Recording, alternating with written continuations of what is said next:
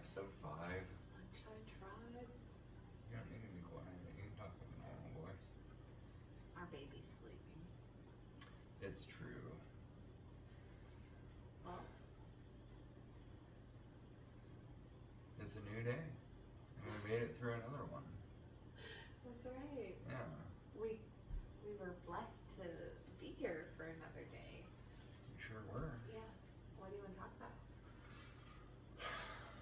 Well, we got 100 views on our videos. And that's pretty cool. And that's, as far as I'm concerned, that's 100 lives touched, which is pretty cool. And we did the first Karmic Mechanic video this week, which was pretty cool. Yes. And Lots of wins this week. Moved my mom in with us. yes. That was a big one. Yeah. So we get to be with her and Yeah. help her get better.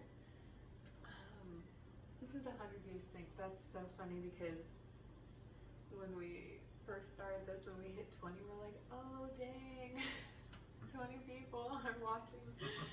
Because when we started, we said it doesn't matter that we weren't doing it with any like outcome expectation regarding views or followers or anything like that, whether it was like one person that watched it or 100.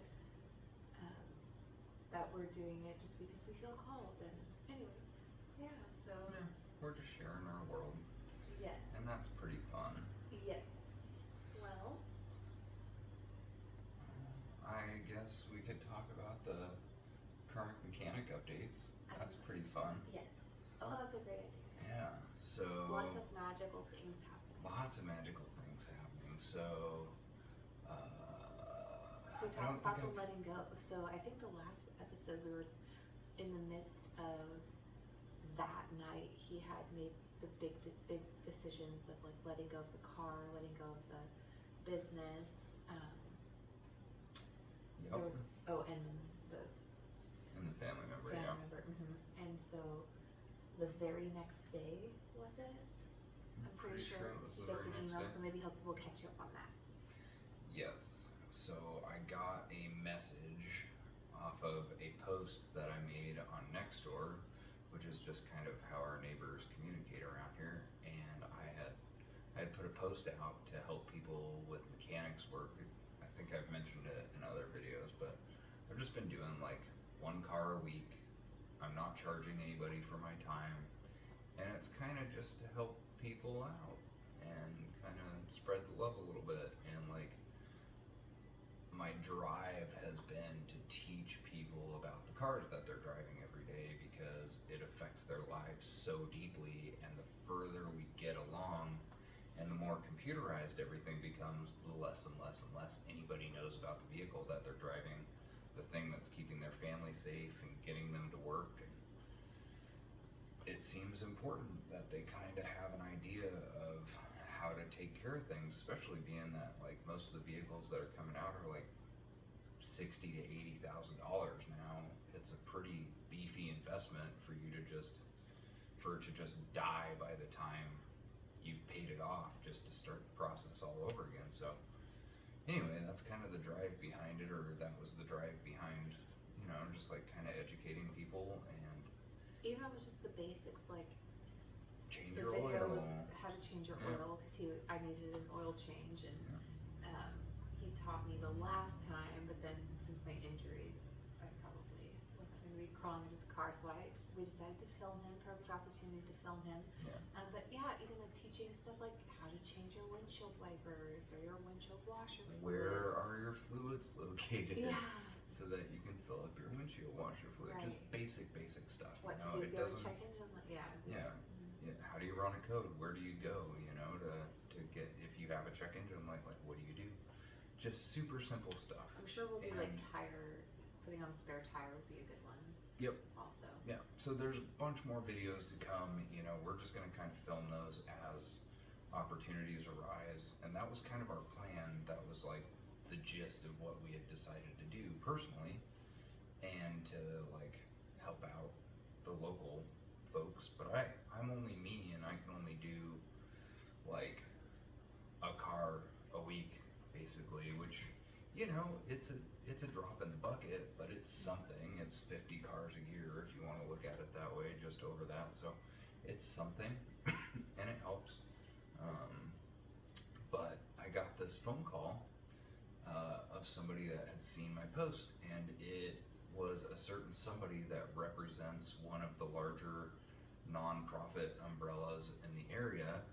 And I had just basically put out a post about my bigger vision, which was essentially taking what I'm doing to the community level and having bringing in education around having a it. workspace and having a shop to educate people. Instead of like going to their houses, their cars could go to a shop, except instead of what they get at the mechanic shop, which is give us $1,000 and maybe your car will get fixed, this situation is all free, paid for by the community and given to the community, and most of the labor that would be going through this shop would be volunteer labor, educational labor, so give an opportunity for teenagers and elders alike to like share knowledge and come in and do classes.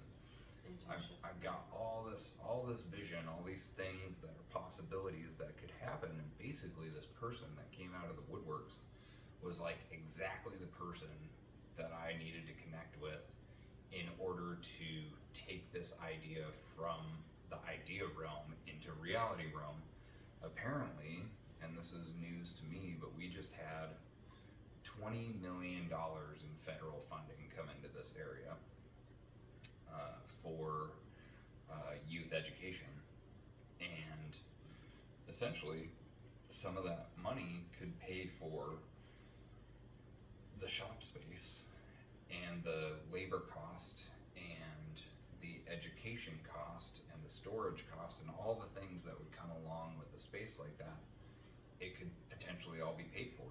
And I just got word yesterday that it was approved by the board, and that we're moving forward into planning phases, which is pretty cool.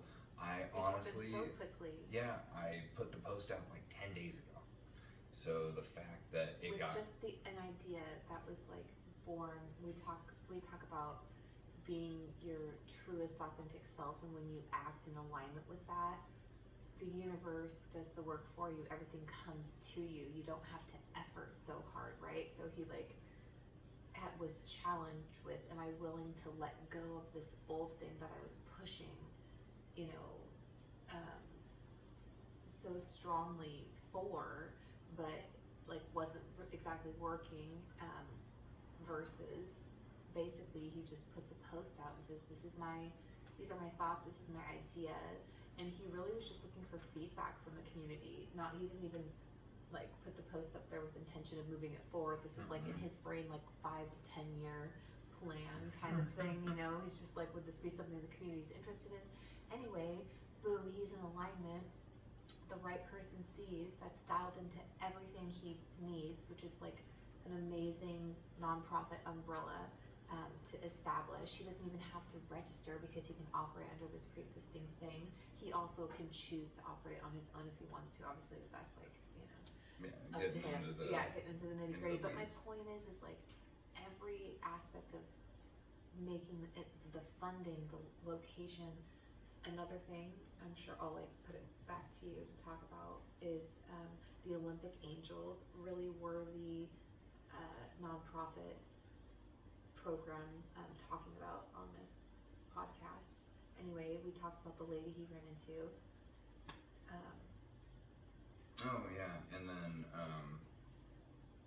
we had talked about like a mentorship possibility with one of their kids, which was awesome. I was super into that, and actually it was kind of what started the bigger community vision in my brain. And it turned out that the same gentleman that I met with the other day had the same idea a year ago from the same kid.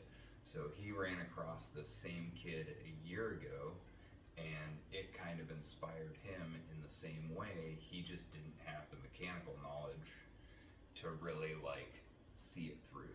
Yeah, so and I think we talked about this kid. This was the kid that I I think he's about 15 and is really struggling with his emotions, and he won't talk about them or talk with anybody about how he's doing, but he's obsessed with his car and like works on his car all the time. And this woman is like, he needs a mentor, a male mentor that like speaks car and can just, you know, work on it with him, and no pressure kind of situation. Anyway, so just in a couple of days, he did not seek out these people. They reached out to him, and this woman had found him at a meeting, and just approached him at random. Are you a mechanic? Literally random. Anyway, so kind of birthed the idea, or like helped build the concept of the idea. And now there's potential to marry the two because she's connected to a ton of foster care children on the peninsula. So, And then in addition to that, I've got a meeting next week because I had been talking to another local nonprofit that is a startup in our area, and they're talking about time banking and time exchange within the community. So basically, if you're a house cleaner and I'm a mechanic, then we could swap hour for hour through the time bank, and my time is worth just as much as your time as far as the time bank is concerned, and 1 hour equals 1 hour. It's just a really cool concept. And so I'm going to talk to them next week about being a contributor to the mechanic space. And so it's really about more than just fixing cars, because really what we're talking about is like taking cars that are just dying in people's garages, maybe giving kids their first car to drive, people that are undervalued or underserved in our area, and making sure that they have wheels that are safe. Vehicle.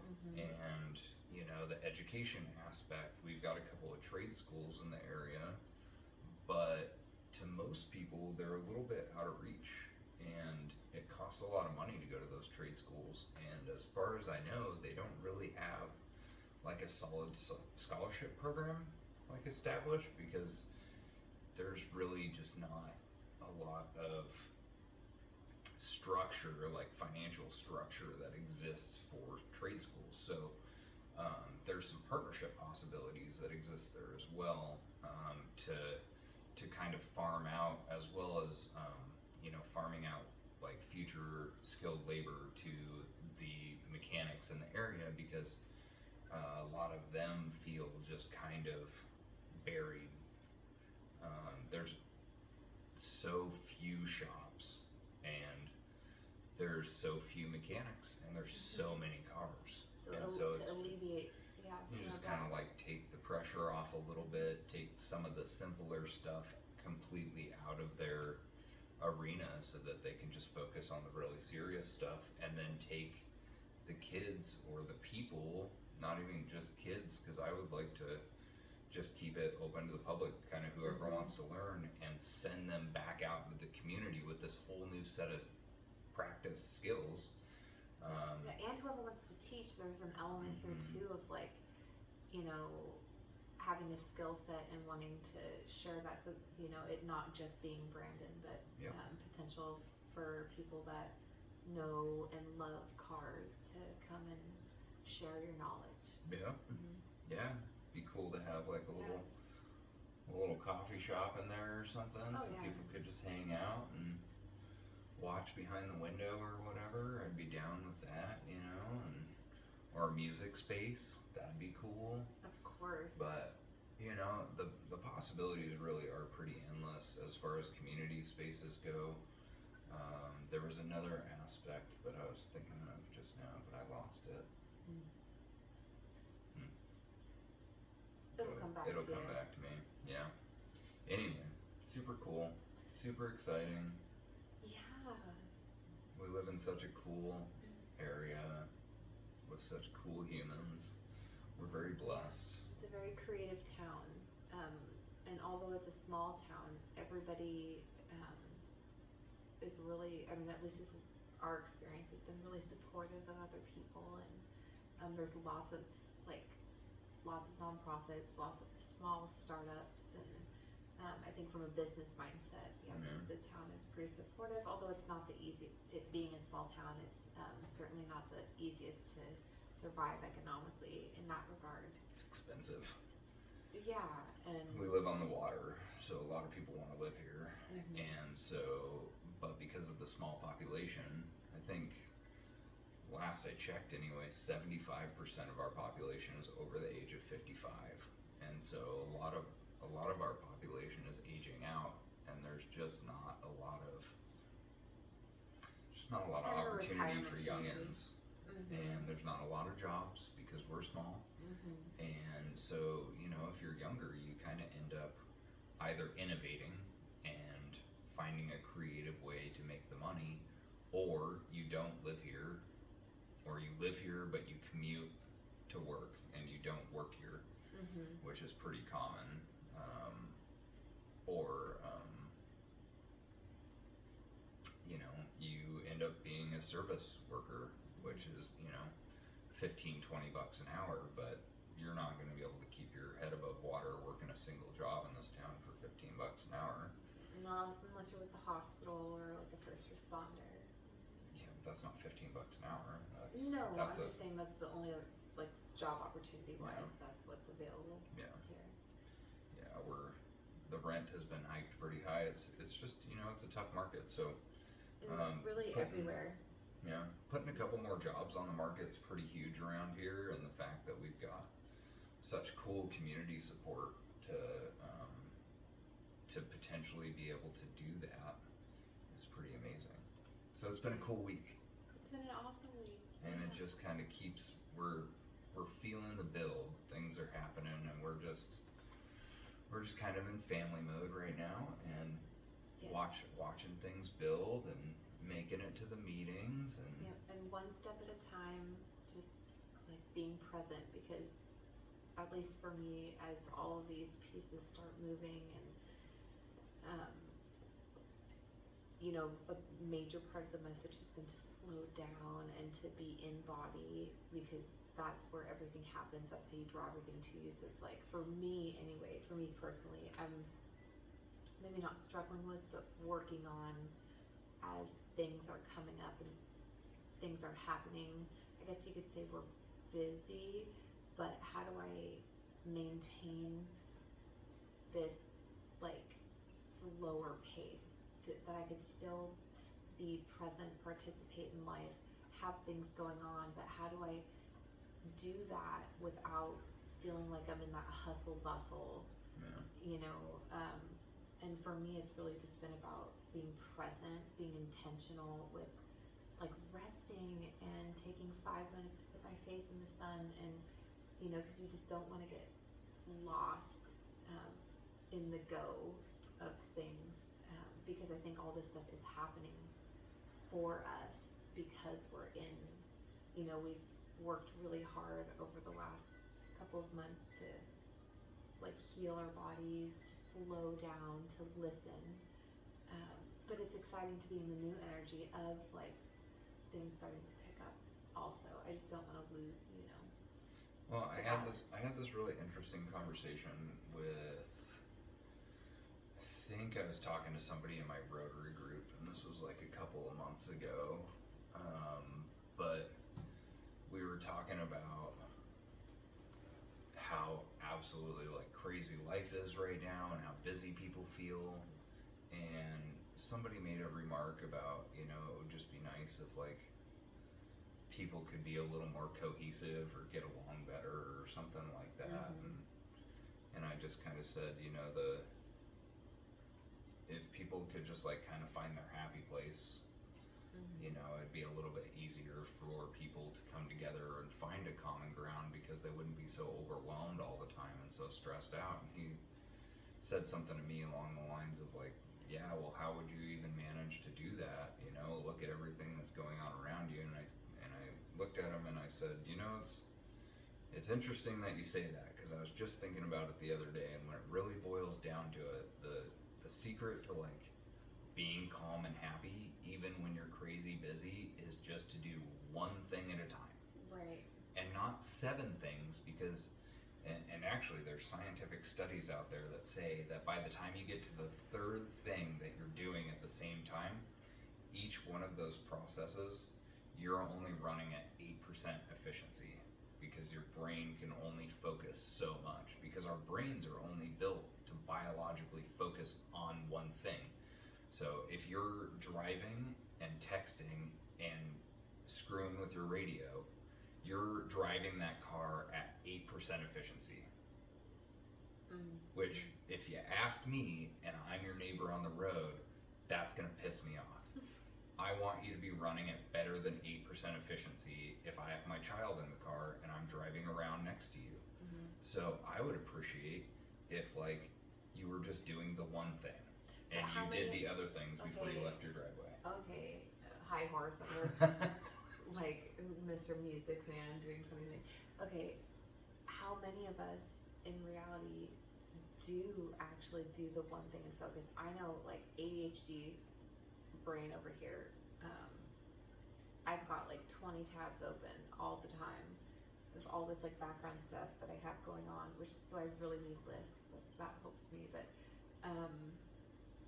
right, even like tasking, it's like, oh, I'll be doing dishes and throwing something, oh, but I put something in the garbage and then I've got to take the garbage out. Now I'm taking the garbage out, but the dishes aren't fully done, and then I notice the cardboard, whatever, one thing leads to another. I'm doing 5 different things at once, and maybe some of them get completed, but yeah, that's your first sign that you're not present and that you're not grounded, really just that you're not present. Yeah, but it really is just like, one thing even if you feel crazy busy, like you just said, maybe you got laundry going, you got dishes going, and you got a dog that needs to be let in.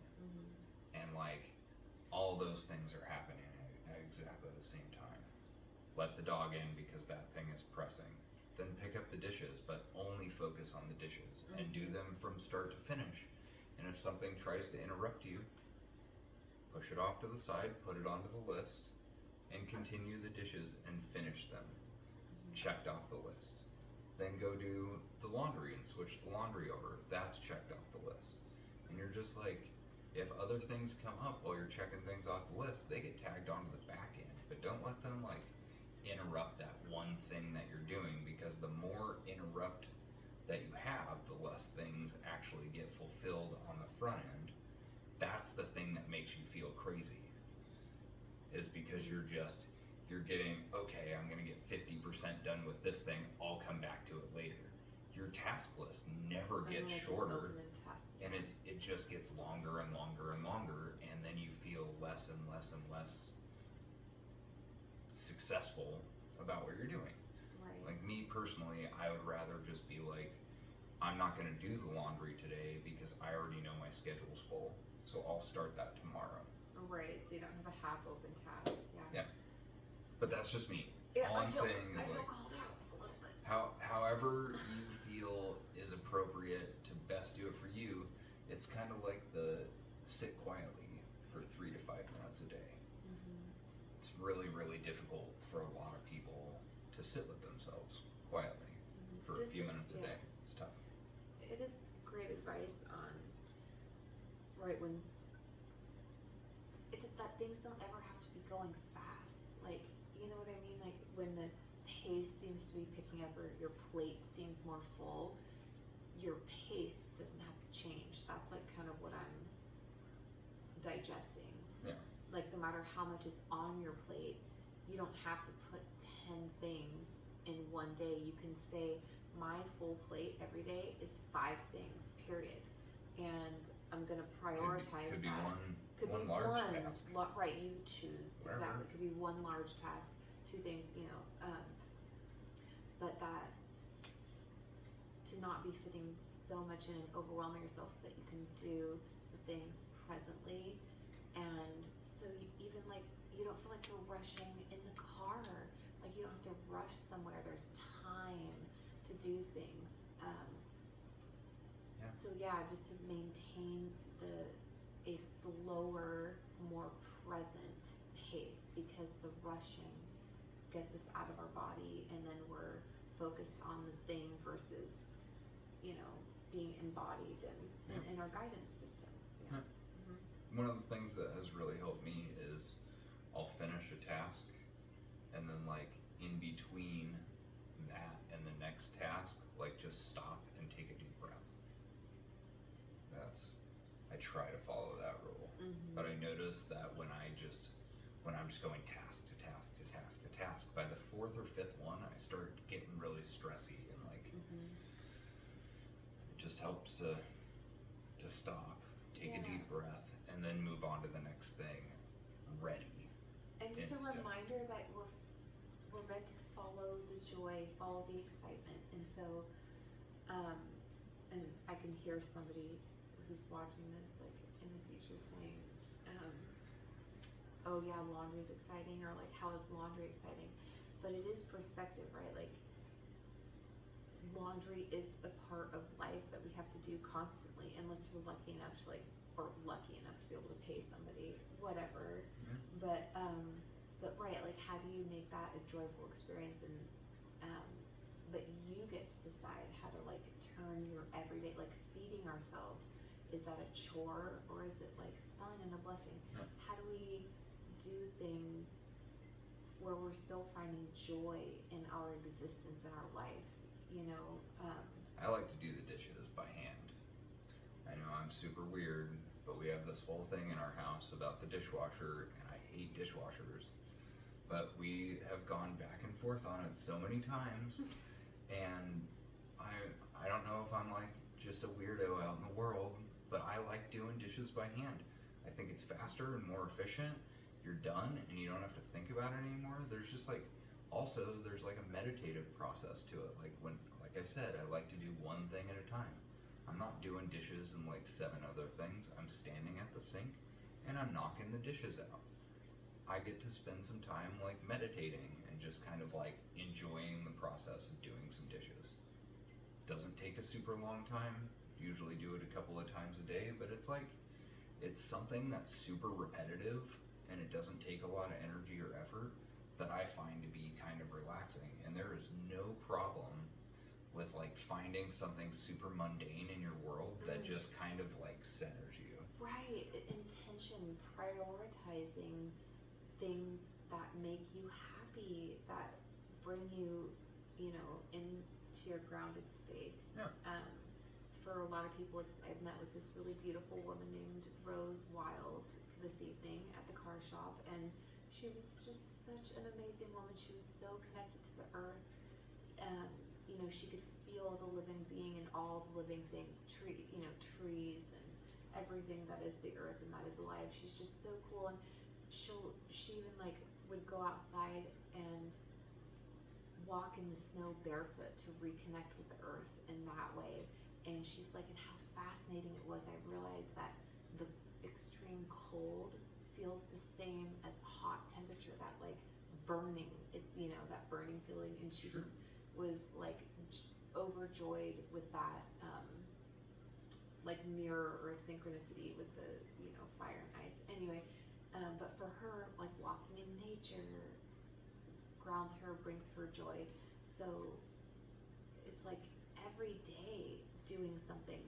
Tomorrow we're gonna have a date night, because we deeply need some one-on-one time and where we can connect. This is also good for us too. This is like some one-on-one time, that quiet mommy and daddy time that we get. But yeah, just prioritizing your joy, prioritizing yourself and the things that you love. Music, gosh, bring music in. Yep. Anyway, well, energy is shifting. Things are changing. Yep.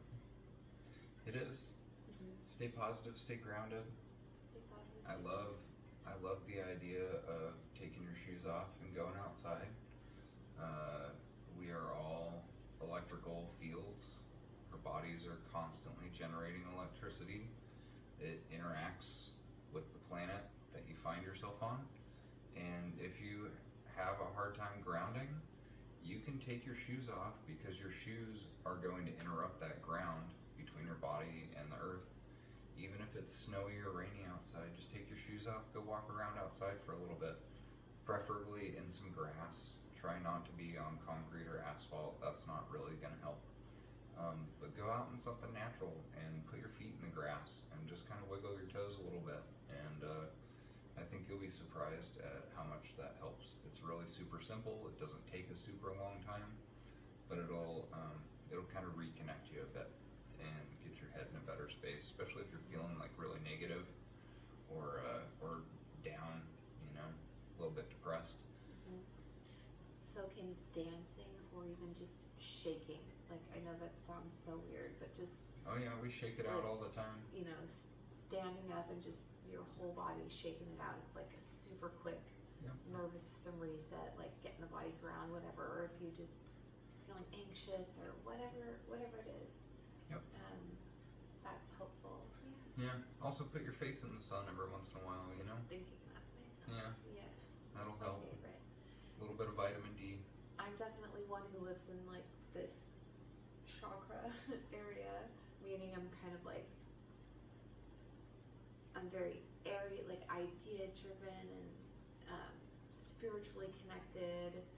I need grounding desperately to stay balanced, but I don't often like practice the things that I need to practice to stay grounded. Meaning like everything we're talking about, I'm the one that's like doing 5 things at once. That's like running 1,000,000 miles per hour, not taking a second to put my face in the sun. I'm getting better at it more recently, but I saw you doing it the other day. yeah, and it was incredible. 5 to 10 minutes of just sunbathing and a few little stretches, and oh my gosh, I felt like a new woman. It was amazing. Yeah, and what you'll find is like, this is the really interesting part, because people are like, I'm too busy, I can't do that. The fact is like 5 or 10 minutes out of your day to be more positive is going to affect everything that happens behind that point. So, but in a positive way, right? You're going to do your job better. You're going to show up for your family better. You're going to drive your car around better and be safer and more positive. You're going to impact somebody at the grocery store with your positive attitude. Like whatever it is that you end up doing beyond that point is going to be better than what you would have done had you not taken care of yourself. You cannot take care of other people unless you take care of you. So it's so incredibly important to just take a few minutes out. I can guarantee you, if you're an efficiency person like I am, and you're like, I gotta get it done, I'm on a schedule, everything's super tight, like this is a crazy week, take a few minutes. Give yourself time. It's gonna speed you up. And we both suffer from the guilt complex of like, no, I can't take time for myself. Like my family needs me, and I'm not gonna leave you to do it because I know we're both tired. So we're both like, no, I'm not gonna do that. It's like I almost have to fight with him to get him to take solo time. Like yesterday's a perfect example. I could just tell, when you're connected with your partner, when they're at the brim. If you just see it, or even if it's just like, overwhelmed, whatever. Yes, we all do. How dare you? When we all have had a little bit too much, and I had a more full cup, and so I had more capacity at the time. Like we're never going to be at the same space as our partner. Sometimes he's going to have more energy than me, and vice versa. But it's like I literally had to almost fight him to get him to agree to just go. I'm like, why won't you go in the back bedroom right now and just watch a TV show that's just for you, that you don't have to worry about all of her, whatever, if there's like fight scenes in it or something. Or anyway, he eventually did take the time, and he came back like joyful with gratitude. It just made such a difference. And I know we don't all have like partners, and I'm sure there's like some single parents watching this, but just whatever time you can take for yourself, and call on your tribe people if you need like somebody to step in to help you take that time. But also like allow, I don't know, like why do we want to deny ourselves that? Like what is in like this guilt of like, no, I can't take this time for myself that I need. You know, I was thinking to myself the other day, like, oh, I wish I had more rest, and the universe was challenging me because I followed it with like, well, there's no way, I'm a new mom, and you know, my mom's moving in, and whatever, we've got all this other stuff going on. There's just, and you know, nighttime sleep time has been an issue. I was just telling myself, oh, nope, there's just no way, it's just not in the cards for me right now. And I could feel spirit, universe, whatever, my higher self challenging me.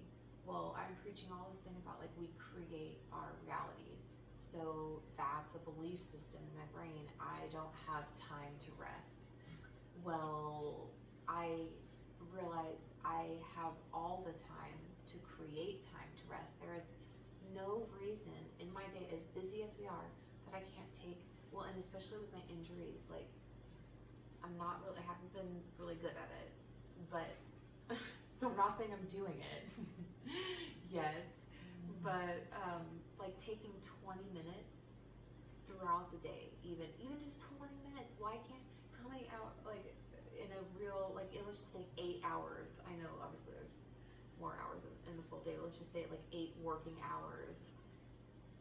So 60 minutes, Mr. Math Brain. What are you trying to calculate right now? How many minutes in 8 hours? 8 times 60. 480. Thank you. I was just gonna say 8 times 6, 48 plus 0. Okay. Anyway, 480 minutes. I can't find 20 of those to just put my leg up. You know, so it's like this narrative. But my whole point is this narrative that I don't have time to rest is BS. And I felt deeply in my soul that like I could. Something happened to me, and it was like I can be a mother and a new mom and still feel rested. And I know like every parent is gonna be like, ha ha ha, crazy person. But I think though, if I truly practice what we're preaching in the sense of like listening to my body when my body is screaming at me, and like I need to take 10 minutes to put my feet up or whatever, to take that time and to like find a way to make it work, you know. To be present, to do one task at a time, not 10 tasks at a time, to write down my to-do list so I don't have to hold it in my brain all day and mentally stress all day. You know, there's so many things that we can do for ourselves.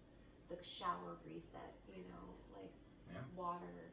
Yeah, go take a 10-minute shower. 5-minute shower, yeah, even. You know, it's just like the amazing things about our bodies. It doesn't actually take that much to recharge, but we don't. You know, not many of us give ourselves that time. Well, it's not societally observed. Like it's slowing down. Right. It's not. You will actually be looked down upon by other people, and I don't know if any of you guys have noticed this, but we certainly have. If other people take notice of you taking care of yourself in ways that they feel as if they can't take care of themselves, and that feels unfair to them, they'll treat you like shit. Right, like this weird projection, like they think, like, say we're getting a massage, and somebody else thinks that that's, what's the word? Where it's selfish. Or like a waste of time. A waste of money, or like not extravagant isn't the word I'm looking for. Over something, like overindulgent. Yeah. Or is indulgent, period. Whereas really caring for our bodies, this vessel, is like one of the most sacred things that you could do. And like, I feel, not that there's like a reward system with spirit, but as you the more you take care of yourself, like the better your life gets. The better, like, it's so true. Well, and it's like I was saying, it's like the better you take care of you and all of this inside and out, the more you can help other people. And the more you help other people, the more people you have, and the better your life becomes. Right. It's just this, like, it's like if you're in a shitty cycle, sorry about my language, but if you find yourself to be in this cycle of like work, sleep, and you just feel like a drone and you can't escape it, I'm telling you, if you insert a couple of these tricks, you know, and they don't need to take more than like your break time at work. Like instead of spacing out on your phone, try a meditation practice while you're on break, or go put your face in the sun for a few minutes. But just like start to break up your day, add a little more happiness here and there, you will start to notice the difference. It takes a little while because it's just incremental change, but that compounded over like 6 to 8 months, and you will start to notice, if you set these little habits in place, a large change over a longer period of time. But like it takes a year to really like reap those benefits, but you're gonna feel it every day. And we're all dopamine addicts. Like, look at our phones and our new cars and like all this stuff. Everybody needs stuff off of Amazon, right? Like, oh, you're always on your phone ordering something. I gotta get the best restaurant that just opened up near me. Dopamine hit. Like, it's all dopamine hits. But like, instead, if you can start training your brain to take a dopamine hit that's actually good for you, fresh air and sunshine. Yeah, simple, and it doesn't cost you anything. In fact, you'll save money, dude. Yeah. Use the resources that you already have. Get your dopamine that way. Well, and the more you get, the more, I don't want to say like spiritually aware you become, because that sounds woo-woo, but the more you do these things, the less you crave the other things. Like, you don't really have a need to spend money, because it's like, oh, I have a piano right here, I could just go play the piano at my house. Oh, we don't have a garden right now, but we've been doing that. But for example, like, just go make some food, like grab some food out of my garden and go cook some food. It's like, does kind of like being present. Yeah, even the idea of gardening is really tough for people, because we're all like, we're in the race, right? So like, who has time to go plant stuff and like plan ahead? But that is part of the dopamine hit. Like, watching your plants come up out of the ground is pretty cool, because you had to take the time, grow them from seed, put them in the soil at the right time of year, trim their leaves back, put compost on them. It's this process over the course of a few months that by the time you're actually getting something from the earth, you've put a lot of yourself into that process. And those are the things that over time, if you can like kind of multiply that gardening concept throughout your home and in your children, you will find more happiness littered in little spots in your life, all these little pockets. My therapist told me that like, happiness is fleeting, but what we're really working towards, people aren't really working towards being happy. When somebody says, I want to be happy, what they're really trying to say from like a therapist perspective or a psychology perspective is they want to be content with their life. They want to feel safe and secure and content. Happiness is momentary. You get a hit, just like a dopamine hit of happiness, and then basically you're chasing the next happiness, you're chasing the next dopamine hit. So what the best thing you can possibly do is be content, right, as your state of being, and enjoy those moments, those pockets of happiness that come into your world when they come. There's a really cool like guru that I follow that says, that talks about this, where it's kind of like you become the observer of your life rather than like a puppet of it, kind of like being reactive to life and things that are happening. Like, you just start observing things, and right, you're not seeking this happiness, you accept everything as it is. So if bad things are happening, there's this radical acceptance that I'm experiencing this, and this ability to hold all emotions, because that's what this life is about. Like, we're built to house sorrow, anger, happiness, joy, all of these things. So it's like, how do you kind of move yourself into this content space of just like being okay with it Yeah. as it is, no matter where you're at. Like, oh, this morning was pretty sad, and like holding that in its like sadness container and being like, yeah, that was a really sad morning. Yeah. I didn't really enjoy it very much, but like feel it, put the lid on the container and be like, I held it, now I'm gonna move forward. Yeah. Because it has its time, it had its space in your life, but you don't need to like let that sadness consume you. It doesn't need to become you. It doesn't mean that he is unhappy, it means that he was experiencing some grief. Yep. And he allowed space for it. He allowed himself to feel that, but it didn't mean that he is a depressed, person or whatever. And not that if you do feel depressed or you've been, that's a whole other thing. And it's just your body's way of talking to you, but I think that's for another podcast. Yeah. But I had a hit when you were talking about the gardening, and how like finding the time for things, and us encouraging you and basically stating that like you can find the time. I can feel like a large audience of people really like bucking to that, like especially if you're a lawyer in particular, like where am I literally have no time. Like I wake up and my phone is, emails are going, and like literally from the moment you open your eyes to the moment you close them, like I can feel this person. And like there actually is no time there, because we're talking about slow changes, and which is so true. Like slow choices, slow things over time can create big change long term. But there are going to be some people that if there truly is no time and you are miserable, you may need more of a radical shift, a radical change, like and I'm like seeing like a job change, and I'm not trying to be irresponsible or encourage anybody to just like up and quit their jobs. Like that's not the message. However, at the end of the day, you gotta follow your happiness.